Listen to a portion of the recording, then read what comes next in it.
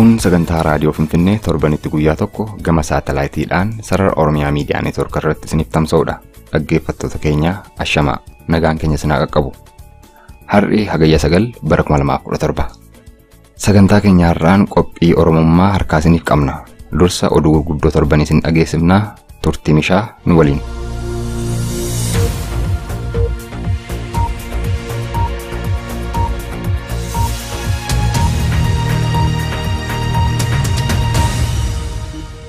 Mootummaan Itoophiyaa dura taa'aa paartii Koongireesii Federaalawaa Oromoo Dr. Mararaa Guddinaa harka duubatti mana murtiitti kan dhiyeesse torbanuma kana keessa ture. Dr. Mararaan seeraan ala shororkeessitoota quunnamuu fi yaalii humnaan mootummaa kuffisuu gaggeessan jedhamuun himataman. Dr. Mararaa harka duubatti hidhuun salphina hunda keenyaatti jechuun uummanni Oromoo mufii guddaa argisiisaa jira. Haaluma kanaa fi dubbii gibiraatiin kan wal qabates mormiin naannoo Amboo, Walisoo, Gincii fi kutaalee Oromiyaa kabiroo keessattis itti fufee jira.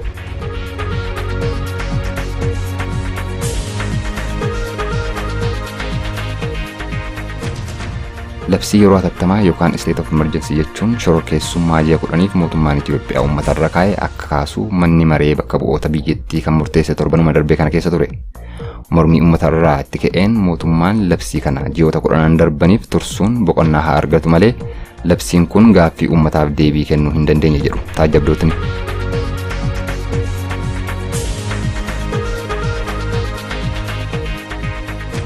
Boombiin magaalaa Bahar Daar keessatti guyyaa gaafa hagayya 6 bara 2017 dhohee jechuun poolisiin naannoo Amaaraa namoota baay'ee mana hidhaatti naqee jira. Namoota bara darbee warraaqsa Oromiyaa fi naannoo Amaaraa keessatti gaggeeffame irratti wareegaman yaadachuuf guyyaa gaafa hagayya 6 fi hagayya 7 bara 2017 magaalaa Bahar Daar keessatti daldaltoonni manneen hojii isaanii cufanii oolanii jiru jechuun kan gabaase All African News'dha.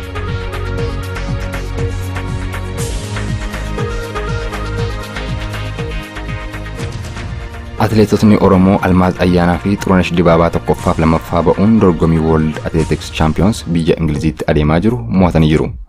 Akkasumas Taamiraat Tolaa maraatooniidhaan lammaffaa ba'ee jira. Ji'uma kana keessa atileet Caalaa Biyyoo kan jedhamu dhiibbaa fi roorroo isarra gahuun leenjisaa isaa mataa dhoosuun ni yaadatama. Dorgommii atileetiksii irratti qabxiin Itoophiyaa sadarkaa addunyaatti gadi bu'aa kan dhufeef dhiibbaa loogii sanyummaa fi eenyummaan atileetota irratti biyya keessatti gahuun jedhu taajjabdootni.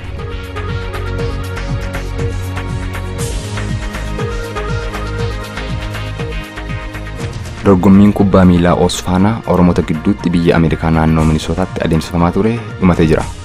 Kilabiin Oromoo United naannoo Minisootaa irraa geeba yoo fudhatu, kilabiin Leenca DC ammoo lammaffaa bahee xumuree jira. Sadarkaa sadaffaadhaan kan xumure ammoo naannoo Minisootaa irraa kilabii Dirree jedhamudha. Egaa dhaggeeffattoota keenya oduun gurguddoon torbaniif qabannee isiniif dhiyaanne haga kana sagantaa keenyatti aanuun turtii gaarii.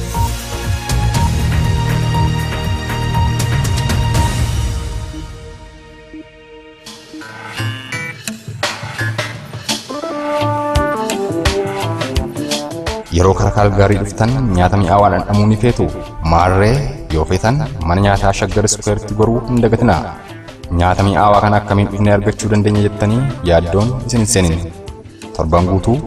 ji'a guutuu, waggaa guutuu,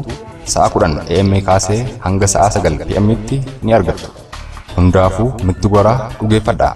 Teessoon keenya 150711 Avenue, South West Calgary, Alberta, Canada. Bilbilli keenya 403-283-2223. Mana nyaataa Shaggar Square.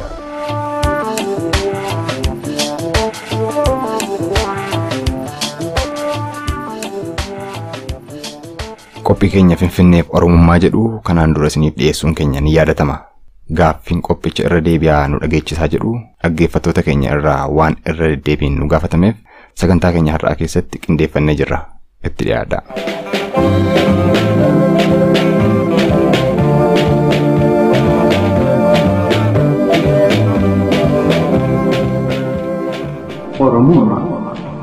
Oromummaa raadiyoon Finfinnee. Oromummaan barmiidhagummaan aadaa sabaaruun waan guddaadha. Akkam jirtu caqastoota qophii Oromummaa. Qophii kiyya kutaa jalqabaa mata duree Oromummaan Finfinneetti jedhu qaba. Kutaa kana keessatti hiriyoota sadeen Finfinnee naannoo Dooqa Booraa yookaan Hayaawulat jedhamutti argee marii isaan waliin taasifnetu dhiyaata. isa dura garuu osoo Oromummaan maali jennee weellisaa Salamoon Dannaqaa gaafannee deebiin isaa maal ta'a laata? Oromummaan bar miidhagummaadha aadaa sabaaruun waan guddaadha gookasaa ibsuun namummaadha wallaaluun bar galummaadha Oromummaan bar miidhagummaadha aadaa sabaaruun waan guddaadha gookasaa ibsuun namummaadha wallaaluun bar galummaadha galummaadha ormummaadha. Deebii ajaa'ibaa biyyeen sittaa salphattu Solomoon. Gaaffidhuma kana xiqqoo jallifnee Oromummaan maaliin ibsama jennee weellisaa Haacaaluu Hundeessaa gaafannee hoo? Oromummaa ishee ni jaalle eenyummaa ishee fiduuti aadaa ishee guddisuuf oliif gadi kaa'e. Eenyummaa of ibsuu aadaa guddisuu ulfaadhu Haacaaluu. Dooktarri kabajaa artiist Alii Birraa immoo akkasitti afaan Oromoo fi wantoota Oromummaan of keessatti hammatu hima.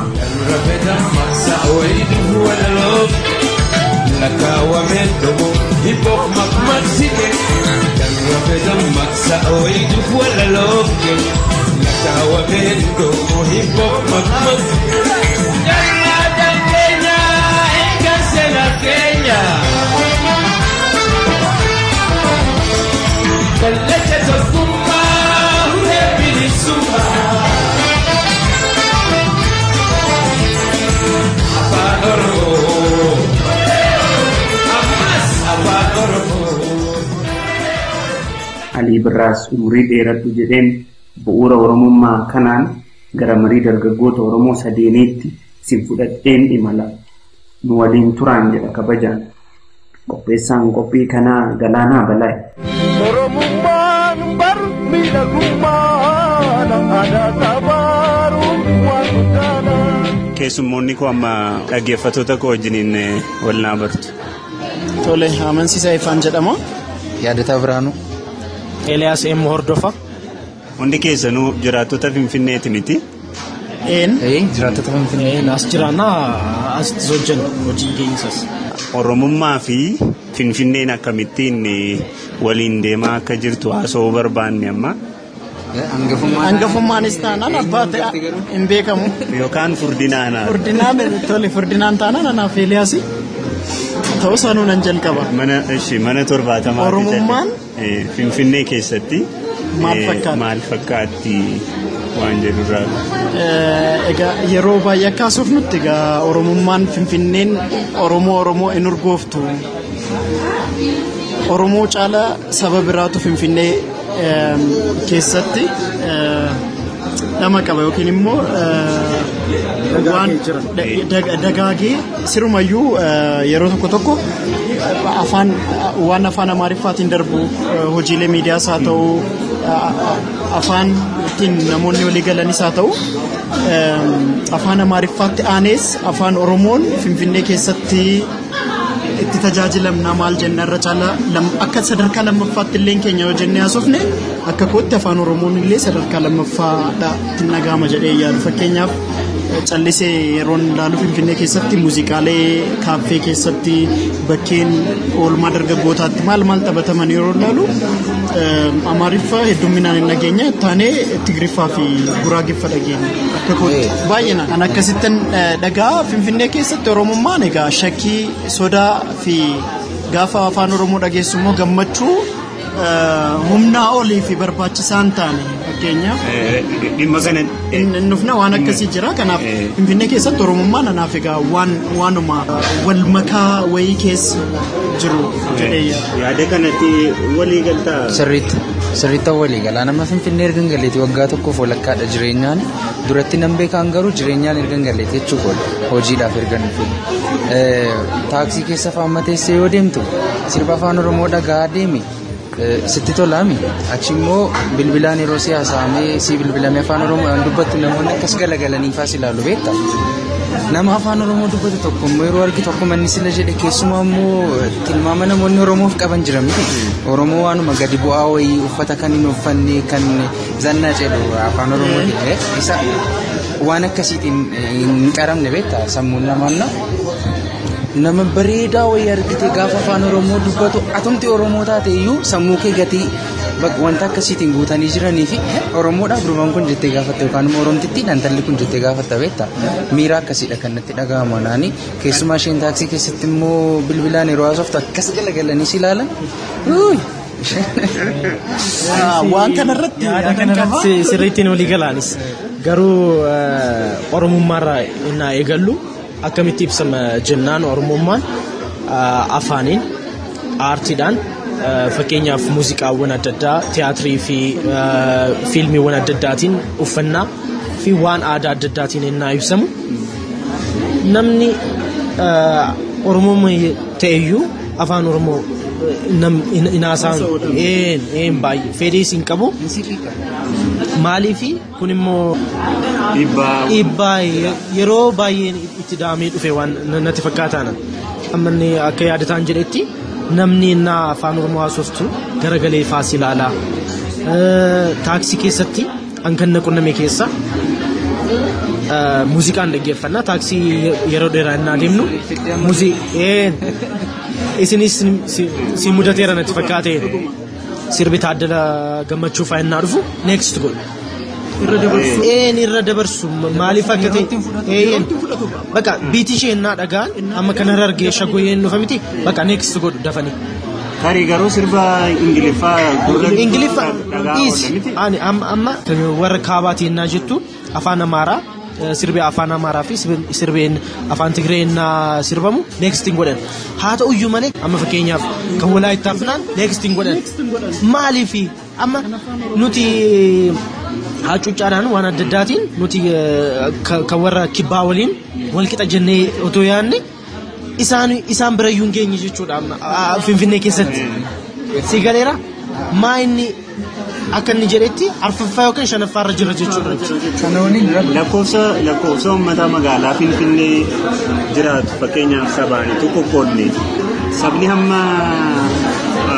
Oromoo ta'e magaalaa kana keessa baay'atu jira laata jennee yoo fudhannee. Tole kana tilmaamaan haasofnaa yaaduma Eeliyaasis yaadataanis kaasaa turan irrattis daddabaluun barbaada waan tokko jechuun yeroo tokko waan hedduu yaada neutral ta'ee yaaduun barbaada gaafa muuziqaan afaan oromoo dhufu next gochuu wanta afaan oromoo na dhufu na'uun garagaranii nama laaluun maal fi kanuma muuziqaa kanallee fudhanne qualitiin muuziqaa nuti produce goonu kun waan gaariin taanee fi taalaata jedhees nan yaada yeroo tokko jechuun waan nu jibbaniif waan nu sodaataniif waan nu jaalanneef qofa isa jedhurraas ala bahee nan laala garuu sirboonni quality gaggaarii qabanii fi miira namaa hawwatan hedduun jiru sirboonni sunillee gaafa dhufan obsan qaban kana nun hundi keenya waan oromoo taanee hin dhufan yeroo baay'ee dhageessu miidiyaa irraa FMni 13 moo 14 jiru miti na Finfinnee kana keessa in affeeran warra kan duriifaa waan qualitiin isaanii gadi bu'eefaa isaan fa'aa affeeru yoo affeeranii gaafa namni dhaga'u sanarra dabarsan sirbuma jeeto kunna qunnamee risiin jechuu fedheen beektaa dugda duuban ta'a taaksii boodarran taa'ee jira sirba dhaggeeffachaa jira sirba baatee yaadadhu garuu hin dhufe sagalee uma tokkollee hin jenne biitii uma ishee beeku akkuma Eeliyaas sila jedhe muuziqaan yeroo dhufu jira miti sagalee isaa dhaga'u next godhanii dabarsu yookaan ammoo FM irra jira taanaan FM biraatti geeddaru beekte takka ammoo kan hin taajjabu exhibition yeroo baay'ee hin deemaa daawwachuudhaaf natti tola gatii ta'eef nama keessa galtee jechuudhaaf ila guyyaa 15 moo 20 walii gala exhibitionii sun turuu keessaati guyyaa tokkotti ugadhiifame sirba afaan oromoo tokko dhufa taanaan birqiin maa isheen afaan oromoodha birqiidha naaf beekta akka laphee kootu taala amansiisaa faatte faa bilbileen kunoo sirbee baluutu gadhiifame deefaan itti beekta faksii keessa faa yeroo deemu kaaffee keessa yeroo taa'u yeroo baay'ee afaan oromoo akka carraa ta'e nan dubbadha taanaan namoonni 3-4 galagalanii na laalu yeroo sana oromoon baay'ee akka ta'e kana mirkaneeffadhu beekta dhibbeentaa 40 jedhamna miti biyya kana keessatti yoo xiqqaate Oromoo yeroo sana mirkaneeffadhe si galee afaan Oromoo hin dubbadhu akkas jedhanii yoo laalan garuu garagalanii kan laalan Oromoo qofa miti kan immoo deebisanis jiru yookaan kan si dubbisan jiru yookaan mallattoo ta'e tokko kan sitti argisiisan jiru beekta sanaan baruu dandeessan. Nyaata nyaanne itti deebina miti dhaggeeffattoota keenya nyaata nyaanne naannoo dooqa booraa jirra amma nyaata ajajnee amma sitti haasaa turre iyyuu amma itti deebina. Haasaa booddee mariin keenya itti fufu. Afaan keeddan Kan keessan moo kan dhaggeeffattoota keenya? Afaan keessan Kan keenya qabe. Kan keessan qabe.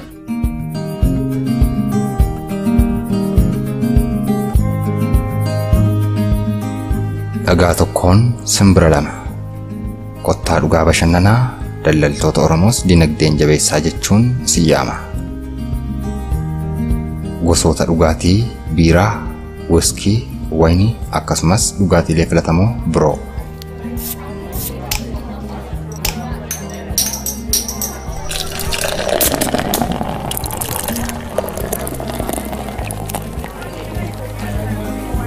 Cheers. Cheers. Mana dhugaatii FB Liquors. Teessoon 1905 9th Street, Northwest, Washington DC. Cheers. FB Liquors.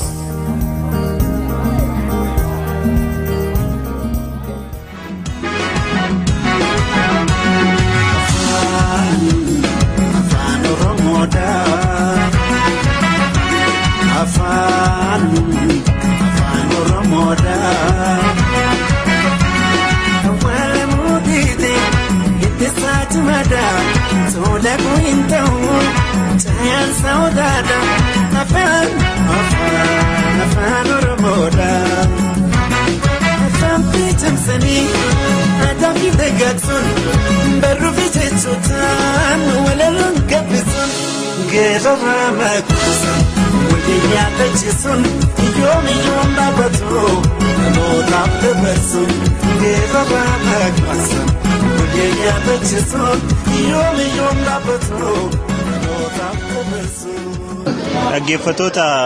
irbaata booddee deebineerra keessummoonni keenya nu wajjin jiru ammas kan haasaa turre mudannoowwan Oromummaa wajjiniin Finfinnee keessatti keessummoota keenya mudatanidha. Ammas haasaadhuma sanatti fufna. Eeliyaastu waa'ee mudannoo isaa nutti himaa ture. Yaadataadha? Waa'ee exhibitionii Waa'ee sirriidha. Sabarkeenatti ta'e amma quuffadheera. Quuffadhee. Baata keenya quuffannee egaa itti fufne miti. Mudannoo waa'ee exhibitionii fa'aadha kan kaasaa turre ijoolleetti fa'aa bilbileen himasiin jedhe taaksii keessatti sirbi yeroo banamu garuu amma immoo gidduumatti yeroo mari'annu ofii ho'ii of galagalleetu laallee tariite gaaffii humtituu nutti as deebi'eeti maalumaafidha afaan Oromoo yeroo naga'u kanan birradhu maafan gammada maafan nama taaksii keessatti bilbilaan yeroo dubbatu maaliif iyyuu birqinatti ta'a nama huccuu gaarii uffatee dubartiin bareedduu tokko waaw jedhee gaafa laalee ka'e afaan Oromoo natti dubbattu maafan jedhe deebisee. Kana damatti kan ta'u qabna wanta akkasii irrattidha Oromummaan Finfinnee keessatti hojjette anaaf dhugaa dubbachuuf akka Oromoottidha kana nuuf laalu malee Finfinneen akka waan kan fuudhaa basha'ee keessa eenyu jedhee jechuun hojii nan hojjedha galii qaba sana miti jireenya jechuun miti akka kan keeteetti afaan nama biraa yeroo dhageessu ol qabanii nurra caala isaanidha baay'ee ol qabanii kan dubbatan afaan konfidensiitiin kan dubbatanii inni buutikii yeroo deeman isaan gaafatatu barbaadan daandii yeroo deeman wacaa deemu nuti garuu afaan Oromootiin amma taaksii keessas yeroo deemnu dafnee gara ta'e tokkotti galagalee kaafee keessa yeroo ta'e akka waan namni nu abaaru wayiitti yookaan dhufee nu rukutu wayiitti. Ituma afaan Oromoon dubbannu gidduutti daayivartu goona gara ta'e. Yaada Oromoon akka abbaa keetti Finfinnee keessatti of laalaa jedhu kan hin fide wantoota amma akka baaqeetti akka of ilaalle nu godhan mallattooleen maaltu jiru jedhee gaafa yaadu inni dura isa sagalee keenya ol kaasnee haasa'uu saalfachuu gaafa waan bira dubbachuuf jennu ol kaafnee dubbanne waa'ee Oromummaa jenne gadan qoosaan afaan Amaaraatiin finfinnee haasofne gammachuu eegamuudhaan ala gammadu gaafa akkattiin ibsuun hin qabu malee fakkeenyaaf gammachuun nuti gaafa namni tokko afaan Oromoo haasa'u yookiin immoo Oromoo ta'uu isaa innaa barru akkuma yaadatan jechaa ture namoota waan ammayyummaa qaban bareeda ta'an jira miti waan namoota Finfinnee keessa jiraatan namoota akka tasaa otoodhuma afaan biraallee haasa'anii afaan Oromootti garagalchan gammachuun nuti gammachuudhuma normal jenneellee yaadnu natti hin fakkaatu akka kuutti miira addaatu nutti dhaga'ama yoo otoo dandeenye dubbisnee waan akkasii jira miti sun dhiibbaa guddaa qaba jedhee yaada akka dhuunfaa kootti maalinni saayikoolojikaalii keessa keenyatti xiqqummaa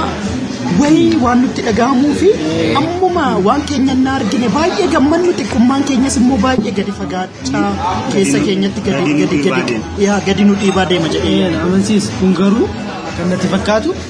yeroo baay'eerraan kan uumame kan walitti ida'amee kuufamee bara waan akka dhibbaa erga Finfinneen hundoofte as kan dhufedha. Amma aniyyuu nan fooyyaa jedhee yaada kanarratti ilaalcha akkasii irratti amma namoota guguddaa namoota umuriidhaan nu caalan abbootii keenya fa'aamu akka fakkeenyaatti namoota akkamii fudhachuu dandeenya namoota gamoo jalatti namoota eegan maal jenna isaanii waardiyyoota amma isaanii ani of amamummaadhaan dubbachuu nan danda'a namoota 10 keessaa namoonni 8 fa'a Oromoodha miti akkas jedhee amanaan amma isaaniin innaa laaltu bakka akkasumatti deemee naan fuula isaanii ilaalee akkam jirtu abbaa innaan jedhee inna'u bakka noomsa akkamitti fakkaata namoonni afaan Oromoo dubbatu magaalaa kana keessa jiraayee aga jedhamutti gaama an keenyayyuu xiqqoo ishii fooyyaadha beektaa amma gammachuun kee akkaataan itti ibsattu kanaafuu waan itti kuufamaa dhufeedha waan ta'eef kun ammas waan yeroo baay'ee fudhatu natti fakkaata deebi'uudhaaf jechuun egaa nama dargaggootaa dhiifama haalumti irra jirrus wanti garaagaraan namoota gargar baasa jedhee yaada fakkeenyaaf fakkaatan makaaste gammachuun nu keessa dhanan fakkeenyaaf isa dhugaan sanitti ma waggaa darbeerraa wanti hin qabuu fi amma kan hin qabu tootaalii garaagara yaadadhu bakka jiru iyyuu gaafa afaan Oromoo haasa'us filadhee yookiin nama laalee yookiin namni garagalee na laalee jedhee waa'ee namaa dhimmamee miti sirumayyuu yeroo hedduu afaan Oromoo haasa'u akka hin qabu maal taaksii keessattis bakka yeroo tokko bar beeka afaan Oromoo haasa'uuf jecha taaksii keessatti bilbila haasa'uun barbaannetti namatti bilbilee naasoof na bara Oromoon jira afaan Oromoo nan bilbilaan dhimma malee dhimma tokko malee fakkeenyaaf yeroo hedduu naquun nama taaksii keessa ta'e wanti ta'e callise kaaseen yaadataa fayyaadha akkam dhimma wayii kaasnee afaan Oromootiin haasa'u callisanii na dhaggeeffataa deemu beekaa kan biraa waan hin godhu immoo beekaa deebi'een immoo Amaariffaa haasa'a beekaa Amaariffa haasa'u immoo Amaariffuma kan isaanii caalu ta'uu danda'a yeroo tokko afaan Oromoos akka isaan hin dhageenyetti akka isaan afaan Oromoo akkamiin sin jedha yeroo tokko egaa loqodaa wajjininis wal qabatee afaan gaafa afaan Oromoon akkas jedha dheeressanii fa'aatiin waan akka si arrabsuu afaan Oromoo jira miti waan akkasii fa'aa jira sanaan akka naani uummanni kun magaalaa kana keessa baay'ee jira dargaggeessa akkasitti ofitti amanamummaa qabaata afaan isaatiin akkasitti naasaa akka jedhanii fi lachuu siigalee waan akkasii fa'aa goona waan ta'eef walumaa galatti wanneedha wanti natti dhaga'amu amma isan akkasii lasitti taasisee miti personally anatti Oromoo hedduutti garuu waan an keessa darbeef anis asitti dhaladheen guddanne garuu ergan Finfinnee dhufee tureera Finfinnee dhufee naannoon Finfinnee dhufee sana wanti natti dhaga'amuu fi wanta manatti dhaga'amu tootaalii garaagara akkuma Eliyaas jedhe yeroon ni ka garuu xiyyeeffannoo kennuun nurra jira. By the way Finfinnee jiraachuun murteessaadha beektaa Finfinneen nugumayyuu waan dura dhabeetti Ani siin jedhee yeroo dhoodha kanan dhufee Finfinnee galee waggaa tokko folakkaa dura waa'ee Oromummaa kootii sabaan boonuu kanan qabuuf erga Finfinnee dhufee galee booda kanan qabu tasuma waliyyuun argatu beektaa sirumayyuu ofittan qaanaa ture dhugaadhuun sitti dubbadha jechuun maqaa yaadataa jedhamullee ittiin si qaanessu hundinuu yaadataa faasiin jedhu beektaa abbaan koo sababatti innaa baasii qaba maqaa Oromoo yaadataa asitti deebita amma maatti kan nuti haasaa turre Oromummaa afaaniin afaan Oromoo akkuma Alii Birraa sirbe hundi Oromummaa waan ta'eef afaan Oromoo akka baattuu Oromummaa akka ibsituu calaqqee Oromummaatti taasisnee haasa'u garuu wanti Oromummaa ibsu afaan Oromoo haasa'uu qofa miti aadaa Oromoo afoola Oromoo baruu maqaa wajjiniin wal qabatee amma mudannoo amma yaadataan kaasaa jirtutti seenna inni mammaatti haasofne garuu afaan Oromoo fayyadamuu fi Finfinnee keessatti mataa ol qabatanii deemuu danda'uuni hammam itti deemameera isa jedhu duraan dursee garuu mudannoo tokko isin qabdan afaan Oromoo haasa'uu fi Oromummaa keetiin boontee dubbachuu kanarratti mudannoo keessan fudhanneetu gara sanatti deemna. Amma mudannoo sila'uu kan kaasaa turre naannoon jiraadhutti namoota baay'ee kan naannoo Andoodee jedhama Samiit jedhanii moggaasanii amma ijoollee baay'ee yeroo dubbisu naannoo sanatti hinaaru maqaa isaanii yoo dhaga'anii Andoodeedhaan guddanne Samiit ta'ee kan dhufaa jira baajaajii geejjibaaf kan fayyadamnu sana keessatti sirban dhaga'e sirba afaan Oromoo tokko dhaga'e isa ammasiin jedhamti afaan Oromoo yeroo dhageessu gammadu wanta akkasii sirba sana gaafa nagee gurbicha qalbeeffadheen ilaaleeni guyyaa tokko gaafa mana kooti gara iddoo taaksiitti dhufu ittiin dhufe galatoomee qarshii laachuuf yeroo jedhu bada siinan qarshii sirkaan fuudhuun Oromummaa akkasittiin wal deeggaruun jira garuu mucaan sun isaan namuma afaan Oromoo dubbatu naannoo sanatti naannoo Oromoo ta'e garuu kan dubbatamu afaan biraadha Amaariffas miti baay'isoo Amaariffaa yoo ta'an anaan argachuu galatoomi nama jedhu argachuu isaatiin hin kaffalin deemii kan naan jedhe jira amma kana dhagammachuu sitti dhaga'amu yaaduma kan wajjiniin wal qabate anis mudannoo koo keessa buufadha naannoo CMC Alsaad Mikaa'el lafa jedhamu irraan gadee Alsaadiin gaafa gadi deemtu lafa naannoo Fiigaa jedhamutu jira galgala tokko naannoo sanarraan wookii godhaa kophaa koon deeman namuma afaan Oromoo haasa'u hin arginu namuma tokko hin argine ituman deemu dudduuba kootii sagalee haasaa afaan Oromoo boca qabu kolfa qabuun dhaga'e dafeen garagalee garuu suutee gaafan garagalu garrisna bira ga'aniiru haaluma isaaniirraa gaafan ilaalu namoota hojii humnaa hojjetanii bulanii nan gadde afaan Oromoo naannoo kanatti kan haasa'u lafa isaa ormaa kennee hojii humnaa hojjetee isa bulu malee edaa xinnoo achiin siiqe gara Samiitiitti daandiin geessu immoo jira Fiigaarra achirra gaafan deemu immoo manneen nyaataa manneen dhugaatii manneen bashannanaa ilaalaan deematu hedduun isaanii eenyummaa jaraa maqaadhaan maqaa achirratti barreeffameen eenyummaa jaraa beeku tokko kan hin arge eebba mana bashannanaa tokkodha kanaaf saba eenyu akka ta'e muuziqaan achitti gadhiifame ibsa kanaaf Oromummaan hagas dhiibameera kan jedhu afaan irratti hundoofne afaan Oromoo dubbachuu irratti hundoofne sabni kun Finfinnee keessaa hammam dhiibamaa Oromummaan isaa hammuma sana yoo dhuma ta'ellee ukkaamamaa deemaa qubaasaa yoo namni isa dhaga'uun jiraatu yoo dhuma ta'ellee egaa fakkeenya xiqqooshii nuuma gidduutti waan uumamedha kana nan mudate xiqqoo tureeraa naannoo Saaris irraa gara mana koongalaan tureeyyuu taaksii irra jira taaksii teessoo duubarran taa'eeyyuu teessoo duubarraa karaa harka mirgaatiin nama lammaffaan ta'een taa'ee achitti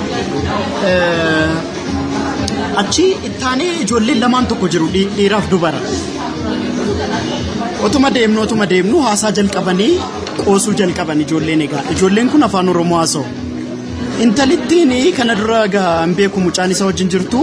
hiriyaa jaalallee haa ta'u yookiin nama itti dhiyaatte haa ta'uun beeku anatti maa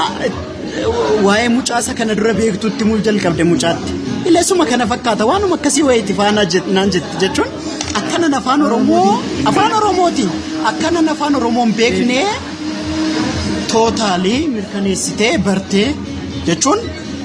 maalirraa akka ka'e hin beektu amma yeroo tokko sii galee jechuun ammayyummaadhaan immoo fuula koota Oromoon fakkaatu moo Oromoon Finfinnee keessan jiru moo maal jechuun ananaan galu anamma fakkeenyaaf an mucaa ammayyaadha magaalattiin guddadhe maal ofiin jechuuf hin danda'u tootaal jechuun waan akkasiis miti uffannaan koo waan hedduun koo nama amma kana ammayyummaa keessa jiru Oromoon fakkaatu kun na jechisiisu miti yoo ammayyummaadhaanis ibsama ta'e sii galee. Ituu jennu garuu namoota ammayyummaan isaanii uffataan ibsamu situu dhaqnee gaafanne eenyummaan isaanii baay'inaan amma sanatu bade bara. Maal ta'ee gaa itti himte waanuma akkasiiti innaa san akkas taanee wajjin wanni taanee maal taanee jetti ila fuula keessa immoo waan akka wal bakka sii galee miti waa hedduu kaasti nan callisan inuma deemna amma maalan godhee yaadaan ture namanitti bilbiluu yaadachuutti ka'e mucaan hiriyaan koo tokko guutaa jedhamu mucaa Dambidoolloon tokko jira isa yaadadheen innaan mana koo bira ga'u isaanittis hin dubbadhu jedhee bilbila koo baasee guutaatti bilbile. Sila sii kaasee ragaa dhimma jechuun otoo hin barbaadiin nagaa gaafachuus ergaa dabarsuus otoo hin barbaadiin akka isaan dhagaaniif qofa bilbila koo baasee bilbilee yaa guutaa fayyaadhaa akkam badde haasee afaan Oromoo isaanii callisee achi garagalanii irraa callisanii baay'ee tokko jechuun yeroo hedduu akka mudannootti kan hin kaasudha baay'ee tokko qaanaanii anis otoo isaanitti hin dubbatin otoo maan jedhin kunuu barumsa guddaa laataa fi kana kaasee maaf akkasitti yaaddu kan ibsitu kana kaaseetanii gargar ba'e jechuun kun egaa waan saba biraa yookiin qaama biraatti dabarsuu otoo hin ta'in nutumtillee ilaalchi nuti ofiif qabnu akkamitti sabni biraa ilaalcha gaarii akka nuu qabu eegna otoo nuti of hin kabajin otoo nuti nama bareedaadhaan Oromoodhaan jedhee otoo nuti nama ammayyaawaa fakkaatu tokkoon Oromoodha yookiin ta'uu danda'a jennee yaadu nuti guutumaa guutuutti miti jennee yerootti yaannu jira kanatu bade bara ta'uu danda'a lakkii jettee illee yaaduun hin jiru. Fi kanarratti otoo hiriyaan koo tokko taatee dhabeetta moodeelingii naannoo moodeelingii hiriyaa koodha isheenii moodeelingii yaalti beetta. Hawwi immoo afaan biraatiin hiika wayii qaba beektaa hawwi እንትኑ ነው የትኛውን ሄደን ይጋፈቱ ጋፈ ጀልቀባ hawwi itti wal bartu beekte አይ hawwi afaan oromoo ነው ጋፈ ጀልቶኒ fuulatti gochi deebisanii እና ituu dorgomanii galuuf egaa hojiitti seenuudhaaf dorgomaa jiru hawwiin dabarte intalli tokkos dabarte erga darbanii booda maal jette intalli ishee waliin dorgomaa turte hawwi እኔ እኮ እንደዚህ ብዬ ብናገር የሆነ ከሰከስ ዴ ዱበደ ኦሮሞማ ኮ ወንተ ኢብሱ ቶኮ ቱ ዋንተ ቶኮ ካሴ ነኩፊሱ ጀዴኒ ማሉ ነገር ጋር ጀቴ ዱፍቴ ኢሼቲ ኔ ያታቴ ኒጀቲ ገሩ ሞዴሊንግ ሰን አርገቹዳፊ ሆጂ ሰን አርገቹዳፍ ኦሮሞማ ሸዋን ኢብሱ አፋኒስ እንደንዲስ ታራና አፋን ዱበቱ መቃሽስ ሞ ወንተ ብራት ገደርቴ ኦፋንሞ ዶክስቴ ወንተ ቴ ቶኮ መቃንሽ የለ ከና አፋና ማራቴ ከነባሽ ዋንተ ቶኮ ጎቴ ደበርቲ መለ eenyuun jettu beektaa wanta akkasitti jira na of kabajna taana intalli sun amma hawwiin kan afaan oromootti jettiin serious taateetti dubbatti barumsaan sadarkaan xiqqooshii isaan caalti gaafa barumsa ishee immoo dhagaan inna'u iddoo laatuuf waan of hirkaa qabdu of kabajdee namatti argisiifta taanaan hin kabajamtu kabaja ofiif laachuusa jedhu isa sila jedhee poointii koo duraan haasa'e waa'ee hacuuccaan kun bara dheeraaf kan kuufamee dhufeedha kan jedhuuf mudannoo tokkoon si kaasaanis akka kana cimsuuf jechuudha gaaf tokkoanis taaksii keessan ture egaa mudannoon keenya baay'inaan taaksii keessatti xiyyeeffata maal isaa fi geejjibni keenya yeroo baay'ee taaksii waan ta'eef amma shufeerichi boodan bareegaa konkolaachisaan isaa jechuudha Oromoodha እና taaksiiwwan ka Finfinnee keessatti hojjetan warri adiin baay'inaan isaanii taargaan isaanii Oroodha. Yaa'u magaaluma hoolotaa Amboorraa dhufanii hojjetu waan ta'eef. Amma kan gargaaraan immoo isa Wayyaala jennuun jechuudha. Inni immoo mucaa magaalaa kanaati. Inni ammayyaawaa wayiiti. Amma inni mucaan tokko immoo ani immoo duuban taa'e.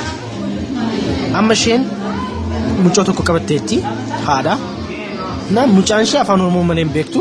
Na maamaa manaama jettee haasofsiisti beekta. Afaan Oromootiin jechuudha. Na beeleera waan akkasii jettiin. Na mucichi gargaaraan sun argee hey friend zamada jedheeni intina konkolaachisaadhaan jechuudha. Zamada jennaan dubbisiin zamada naannagiraat ምናምን jennaan inni ara laashbal ምናምን jedhee qas jedhee akkasitti dubbate jechuun bakka haasawuun barbaadu inni immoo irra deebi'ee ammas naannagiraat እንጂ ምናምን jedheen beektaa አንተ ዝም በል እንጂ አርካን አከስ ጀቻ ዝም በል እንጂ በእናት ምናምን ቃኔ በቃ ዋና ከሲና ኢሱ መሰንን ጭምሱፊ ማይኒ የሮ ነምጭሞ ነመ ጉዳዳ ያው ዋና ከኡምሪ ሶዶማን ጋር ፍተማት ኬስ ጅሩዳ ከናፊ ወንቲ ኩን የሮ ባየዳን ከንኩፈሜ ኡፌዳ ዋንቴፍ የሮ ቶኮቲ ጅጅሩን እንደንዳሙ ኑቲጋ አመነሞኒ በረኔስ አስ ሆጂከን ቀበኔስ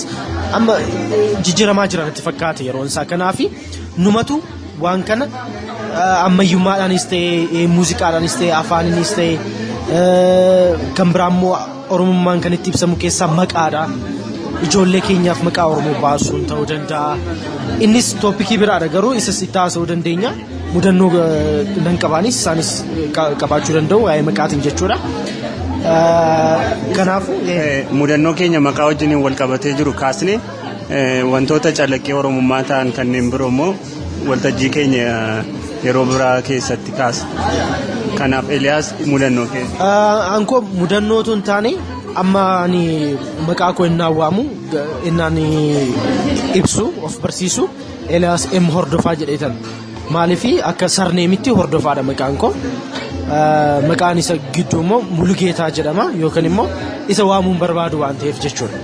Maaliif abbaan koo nama baadiyyaa keessatti dhalatee guddateedha. Gara magaalaatti dhufuun waan hin oolleef innaa magaalaatti dhufu maqaa isaa jijjiirrate jechuudha gara Mulugeetaatti. Maqaan isaa eenyu ture? Mul'ataa ture. Sinni bara Mul'ataa. Amma ammaatti namoonni fira keenya jechuudha. Baadiyyaa dhufanii innaa nu gaafatan Mul'ataan eessa jira namni jedhu. Hin beekne iyyuu aniyyuu hin beekne iyyuu. Na Mul'ataan eenyu jedhee gaafa gaafadhu isadha maqaan isaa. Na amma ammaatti garuu maaliif jijjiirratti jedhee hin gaafanne dhiibbaa akka ta'e naannoo gara 70 60moota keessatti 80moota keessatti dhibbaawwan Finfinnee keessa miti waa'ee Finfinnee haasaan jiru waa'ee magaalaawwan Oromiyaa keessa jiran anachi keessa taasifna waan ta'eef amma kun garuu jijjiiramaa dhufeera natti fakkaata. Anamma mucaa kootiif ijoollee kootiif maqaa afaan Oromoo malee ittiin baasu. Kanaafuu isaanis akkasuma natti fakkaatu. Kanaafuu kana mudannoon koo yookaan waan hin qabne. Maqaa wajjin kan wal qabatu akkuma Silasiin jedhe naannoon itti guddadde xiqqoo ishee wal makataadha kan koo asittiin dhaladhee asittiin guddadhe iddoo baay'eedha beektaa. Maqaa yaadataa jedhamu naannoon itti dhaladhee guddadhee fi addadha. Jechuun maqaa Oromoo ta'eeyyuu maqaan kan ba'u yookaan musliimotatti baay'ee ta'eetu kan Arabiffaadha kan ba'u yookaan immoo kan Amaariffaadha kan ba'u Oromoo ta'aniyyuu kan koo garuu yaadataadha kan jedhamu Biraanuu Wadaajoo Nagarii iddoo irra ga'e dhagatariiti afaan Oromoo kan ta'uuti kan koo maqaa abbaallee waamuudhaaf xiqqoodha kan hin jiru kanaaf yaadataa Biraanuu jedhamuuf beeksisa maal ta'e seete Finfinnee kana keessatti torbee sadii moo waan akkasii duradha intala tokkotu taaksii waliin teenyee mobaayilii ishee waan hatame ho'iifaatu kaastutu maasofnu amma aadaa tokko akka gabbifannuuf siif kaasuu barbaadeen beektaa gaafa jalqaba namaa wal barru ibaluun jedhama jennee jalqaba. Duratti illee eenyu akka ta'e abbaan sun maqaan isaa ibsa miti eenyummaa isaa yaadataan kan kooti Oromummaa koo naaf ibsa sirriitti. Amma ishee waliin haasofnee samiitirraa handoodeerraa kaasnee magganaanyaa dhufnee yeroo ka'uuf jennu bilbila wal jijjiiruuf yeroo jennu maqaa kee barreessannaa maqaan ishee eenyu akka ta'e beektaa akkan itti na'anaafiyuu bilisummaadha maqaan ishee maqaan intala. Maqaan obbolaa ishee Ooliyaan maqaa Oromoon taane takka hin qabu maatii ishee gaafa natti sana booda gaafa dubbannu jechuudha jettee jalqaba yaadataan jedhama bilisummaan jedhama jettee otoo wal barreerra ta'eeti afaan oromootiin achi kaasnee dubbachaa dhufna turre afaanis hin dandeesse ijoolluma finfinnee taate sirriitti guddisaniiru maatiin beekta jalqaba gaafa wal barru amansiisaa jedhama yaadataan jedhama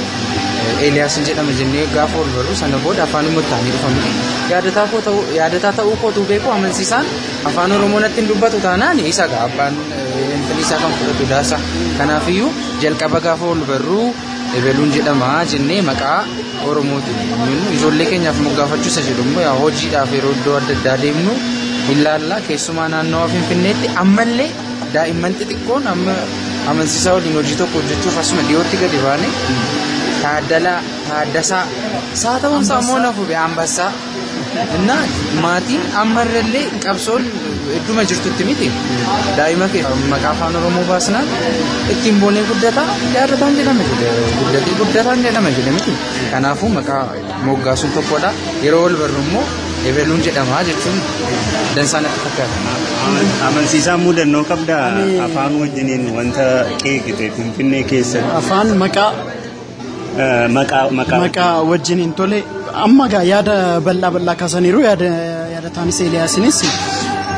ani maqaa wajjiniin isa dhugaa sitti muuf isa dhugaa waanuma jiruu koo wajjin wal qabate natti fakkaata wantin mudannoon an maqaa wajjin qabu maqaadhaaf bakkinaan kennu wanti hedduun waanuma jiruu koo wajjin wal qabatedha jedhee yaada waan yaadataan sila kaasen kaasa fakkeenyaaf Oromoon tokko yoo dhufee Eeliyaas jedhee si wajjiniin wal baru inni akka Oromoo hin taane murteessineetu nama kana wajjiniin ko dhufee Oromoodha an Eeliyaasin jedhama siin jedhu shakkii namichi kun Oromoo ta'a jedhullee otoo hin kaayifiin Oromoo akka hin taane murteessinee kominikeet gochuu jalqabne dogoggora guddaa gaaffiin ani Eeliyaasiif kaasuuf ture kana Eeliyaas waan ta'eef maqaansaa akka Oromoon taanetti ilaalu daftee waliin galtu anamma waan kana wajjin egaa akkuma sitti meessa dhugaa waan jiruu koo wajjin wal qabatedha jechuun akka carraa ta'ee bakka hedduu waan viidiyoos waraabuudhaaf hojii garaagaraa hojjechuudhaaf Oromiyaa keessa naanna'eera waan hedduu waan nan ofii dhuunfaa kootiinis godhu jira waan na muudatus hedduu jira tokko isuma ammasiin jedhe kana maqaa nama tokko maqaa fedhaa qabaatu maa Pheexroos waan fedhen ta'in dhimmi inni itti Oromoon taaneef hin jiru beekna akka gadi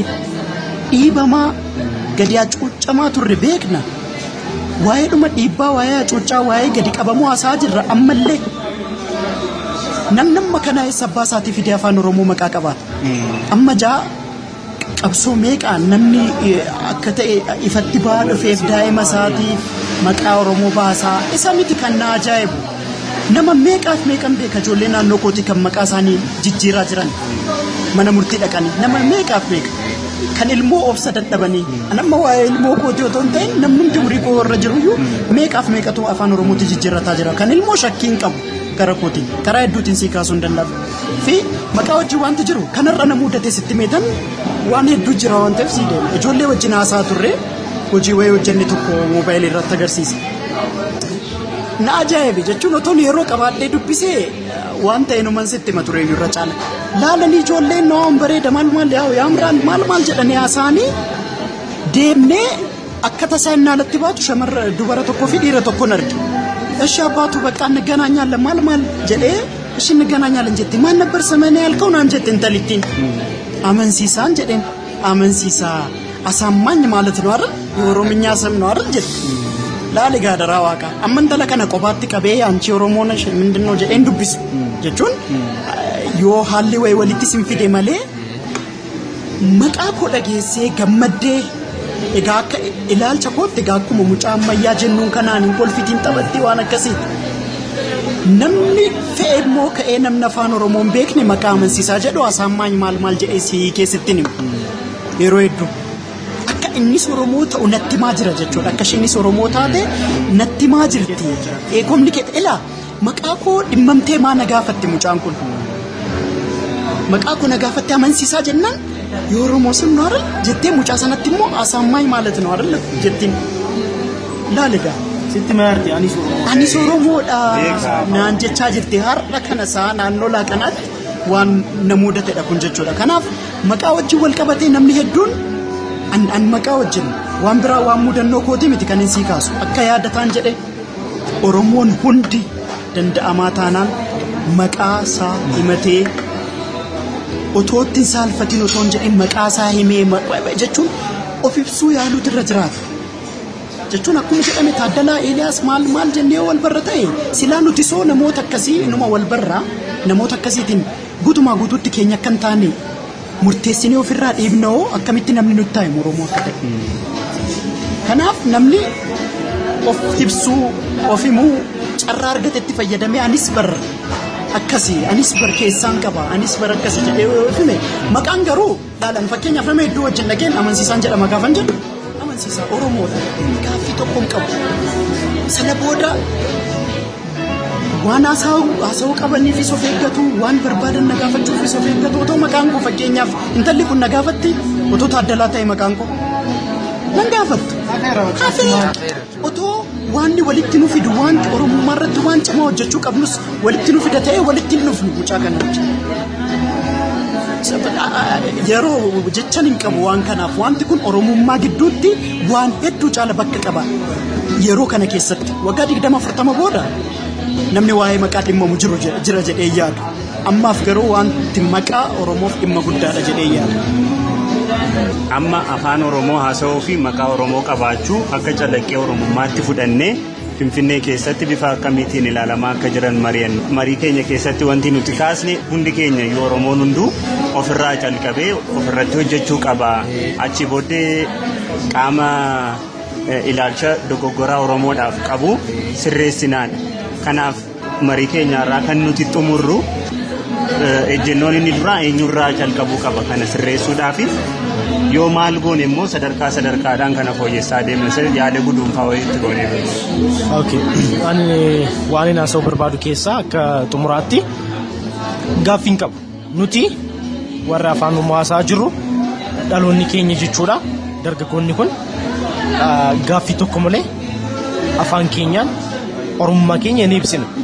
Garuu wanti guddaan egaa lakkoofsan sitti hime keessaa 1.5 haga miliyoona 2 ta'an jiru jedhee tilmaaman kaa'e keessaa baay'een isaanii asumatti dhalatanii waan afaan Oromoo hin dhageenye akka warri jedhan gurra isaanii yoo tumurte ani hin dhageenye jedhamu jira miti afaan Oromoo akkas kan ta'an jiru. Jara kanaaf kan itti gaafatamummaa fudhatu qabu maatii isaaniiti. Ijoollee kanaaf dhaloota guddisaa jiraniif isaantu itti gaafatamummaa qaba. Jarri ijoolleen sunis immoo kan nu dhaga'anis ta'e maatiin isaanis Oromoon ammayyummaanis ta'e aadaadhaanis ta'e aartiidhaan ammayyummaa in ibsu wanti jenneen jiru magaalaa kana keessatti namoota baay'eetu jira. Nutis jirra kan nu fakkaatanis namoonni baay'een jiru waan ta'eef waan akka walitti nu fidu haa uumnuti. Fakkeenyaaf yeroo ammaa kana sooshaal miidiyaadha kan itti fayyadamaa jiru. Feesbuukis, Tiwiitarii, Instaagiraam waan adda addaa. Kanaafuu karaa kanaanis ta'e gama maqaatiinis ta'e irratti hojjennee maatiin immoo itti gaafatamummaa olaanaa qabu isaan irratti hojjetanii kan biraa immoo afaan keessaniin haasaa jirra nuti namoonni baay'ees jiru magaalaa kana keessatti waan ta'eef deebisnee magaalaa kana kan keenya gochuu qabna kan jedhudha. Galatoonni galaan. Yaadata akkamittiin ilaalcha saboonni biroo yookaan namoonni biroo magaalaa Finfinnee keessa jiraatan hedduun ilaalcha dogoggoraa gaafa nuti afaan Oromoo haasofnu gaafa nuti afaan maqaa Oromoo qabaannee namatti siiqnu ilaalcha dogoggoraa qaban akkamittiin faasirreessuu dandeenya jettee yaadda? Waan tokko qofaan dubbadha beektaa kutaanti baradhu qaba koorsii gabaabduu tokko kutaan amma barachaa jiru keessatti Oromoota na fakkaatan hedduutu jira kanan turtii keessa baree jechuudha beektaa yeroo fakkeenya kennu fakkeenya Oromoo ta'e tokkoon kenna wanta yeroo jedhamu fakkeenya Oromoon kenna irreechaan kaasaa ebeluun jedha akkasin jedha sana gidduutti Oromoota hedduu argachuutiin cinatti ijoollee orma ta'an irreechaaf amma ilaalchi kennamu jira miti amantaa waliin wanta akkasiin kan wal qabsiisan jiru miti gaafa irreecha bara kana kan 2015 deemnee deebinu suuraa baay'ee miidhagaa ta'e akka carraa ta'e kan kaasnee jiru isa itti argisiisee irreechumti maal jechuudha jedhanii giruupiitiin ijoollee kaa'ee yoo xiqqaate kan nama 5 yaada isaan ilaalcha isaan irreecha irratti qaban jijjiireera mataa kootiin beektaa kanaafidha qabsooni idduma jirtuttidha kan isin jedhu beektee oromootatu jiran kan afaan oromootiin dubbachuu maqaan ishee kan meetii ta'e kan maqaan abbaa isaa dachaasaa dabalaafaa ta'e garuu afaan oromootu beekanii kan hin dubbanne ijoollee baay'eetu ture kilaasikoo keessatti isan tokko jedhee dubbadhu irraa kaanii garuu sana booda dhufanii afaan oromootiin lana waliin kan wal dubbisu hiriyaa cimaa ta'anii jiru beektee kanaafiyyuu anarraadha kan jalqabu waan hin qabu jaallannaanidha kan nama biraa kan hin jaaladhu kan koo jaallannaanidha kan nama biraa kan hin kabaju kan koo kabajnaan miti kanaafiyyuu kan koo haa kabaju yaadataan jedhamaa jedheen itti wal bara tarii eenyutu beeka singiliidha maafi biliseen argadhataa beektaa keessumaa እና isarraa jalqabnu ofirraa qabsuun kan jalqabu idduma jirrutti dirqama qawwee fudhattee seenuu qabnu ilaalcha jijjiiruun ilaalcha immoo idduma jirtutti jijjiiruu dandeessa gatii ta'ee fi galaana ka'iiti waan oromoo ibsu tokko hojjedhu waan galaana ibsu tokko hojjedhu namni si duuka bu'u yeroo san amansiisa. Tole wal qabata yaadni nan yaadaa ture waa'ee kana waan nan godhu haasa'een namnis otoo kana godhe gaariidha waan jedhutti deema. Guyyaa guyyaatti wanti nani waan oromoo promote godhu waan oromoo beeksisu gochuudhaaf yaalu jira xiqqoodha guddaadha otoo hin jedhiin fakkeenyaaf kaaffee keessa jirra gaafa namni nu keessummeessu dhufu afaan oromoon itti dubbadha beekaa wallaalee yookiin immoo afaanitti na dhufe otoo hin ta'e maaltu jira fa'aan jedhaan manaaman ani alaaqame yookiin siin jedhu yeroo hedduu garuu maal barbaaddu jedhu hin gammadu sitti dubbatu sii galee kuni xiqqaanutti fakkaata malee keessa namaa miira namaa ijaaruu irratti sirriitti koonfidensii ofitti amanamummaa nama keessatti uumuutti waan guddaadha jechuun laali namni wayii dhufee jalqabatu afaan biraan haasa'een afaan oromootiin sittaasa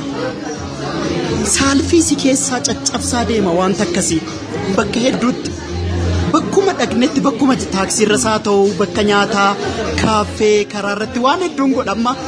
hiriyaan koo jibaata natti kolfa yeroo tokko finfinneedhuma kana keessatti konkolaataa keessa teenye mucaan daa'imni umurii 12 wayii fakkaatu muuzii nyaachaa deemaa jira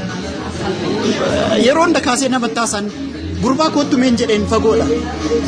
hin dhufe oromoodha haatiif abbaan oromoo afaan oromoo haasaa muuzii sana nuu kennee maal jedhee deeme laale kanaaf jechuun waanan guyyaa guyyaadhaan jiruu kootii wajjin wal qabsiisee godhuuf nama hedduutu na mudata inni Eeliyaas hedduutu jira oromoon magaalaa kana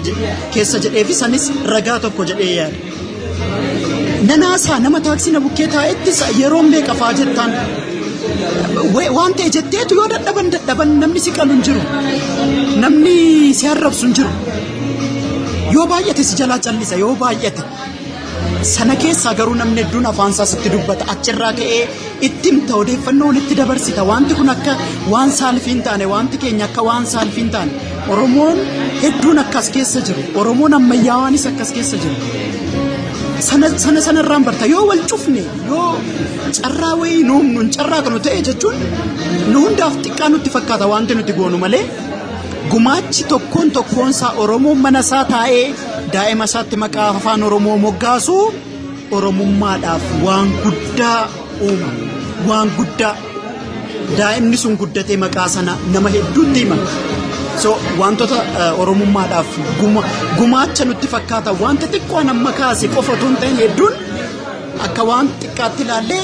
nee maannash intinaalla fa'aasuma jennu kana maaltu jira jettee yoo dadhabdee minaalle jettaan maal rakkoo qaba kun miti waan biraas waan hedduu akkas otoo goone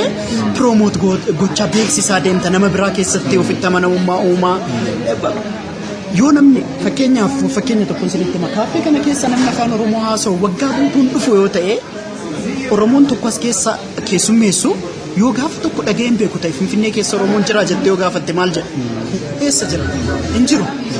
oromoo dhibba garuu guyyaadhaan as dhufaa oola garuu afaan oromoon haasa'u so otoo carraa arganneen guyyaa guyyaadhaan waan nutti hin ulfaanne waan akkasii goone gumaacha guddaa humna jedhee kanaaf hundi keenya yoo afaan oromoo haasa'uudhaan yaada namootaa afaan oromoo beektaa oromiyaa tichilaalle isa jedhu oromiyaa achilin minde gara jedhutti afaan oromoo beektu gara jedhutti finna akkamitti yaadota amma kaasaa turre hundi keenya iyyuu dhaggeeffattoonni qophii kana hojiitti hiikna yoo ta'e oromifa hin dandeessu gara jedhutti dhufne namana ilaal baay'ee baay'ee naaf jechuun qophiin keenya oromummaa torbee kana kanuma irratti xumuramaa keessummoonni koo amansiisaa ifaa yaadataa Biraanuu fi Eeliyaas deemme hordofaa turanii qopheessaan qophii kanaa Galaanaa Balaayidha waan wajjin turtaniif galatoomaa torbee qophiidhuma oromummaa irratti xiyyeeffatu kan biraatiin walitti deebina horaa bulaa.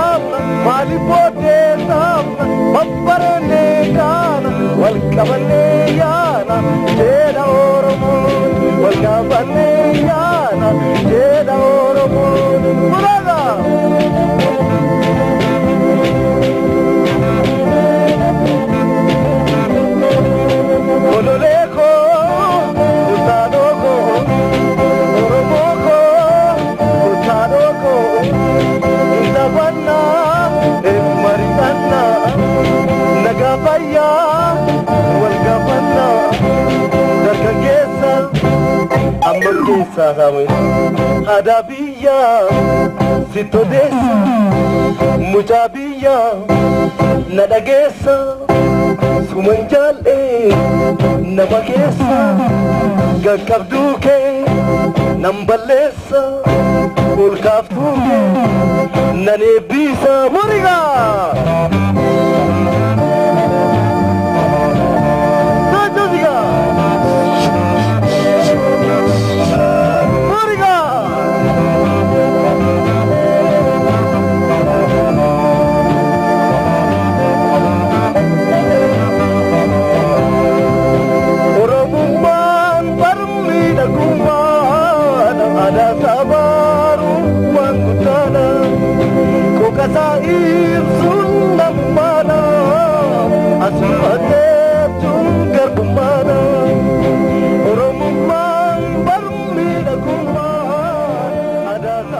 kan har'aa haguma kana ture turtii keessaniif galatoomaa haga torbanitti nagaan